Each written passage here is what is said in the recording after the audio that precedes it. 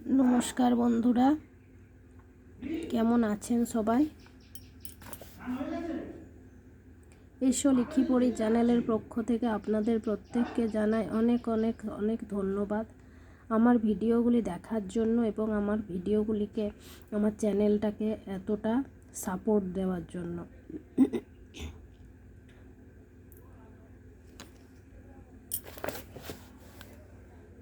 তো আজকে আমরা বাচ্চাকে খাতায় প্র্যাকটিস করাবো তয়ে তিমি আপন শিকার ধরে।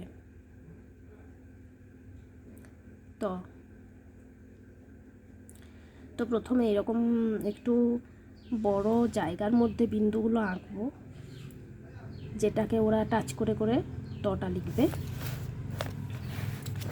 পরে কি হবে, আমরা এইভাবে দাগগুলি বলে দেব।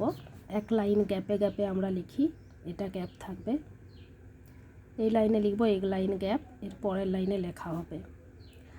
আর ব্যঞ্জন বর্ণের কিন্তু পূর্ণ মাত্রা থাকে, আর তটা লেখানো খুব সহজ হবে, কারণ লেখার জন্য আমরা যে তটা প্রথমেই লিখে এইভাবে এটা দেওয়া হয়, তাই তটা শিখে যেতে বেশি সময় লাগবে না। এবং পরে যখন ওটা শিখে যাবে তখন আমরা এইভাবে দাগ দিয়ে দেব, মাত্রাগুলি লিখতে বলবো এবং ওই লাইনের মধ্যে ছোট্ট করে লেখা করাবো।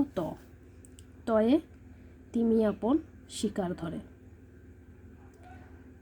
তয়ে তিমি আপন শিকার ধরে।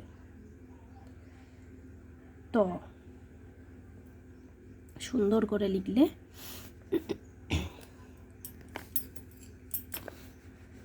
করে লিখলে হাতের লেখা ভালো হবে এবং পরে যখন ওরা লিখবে তখন ভালো হবে। এইভাবে আপনি পেনে লিখে দেবেন আর ওদেরকে পেন্সিলে বোলাতে বলবেন।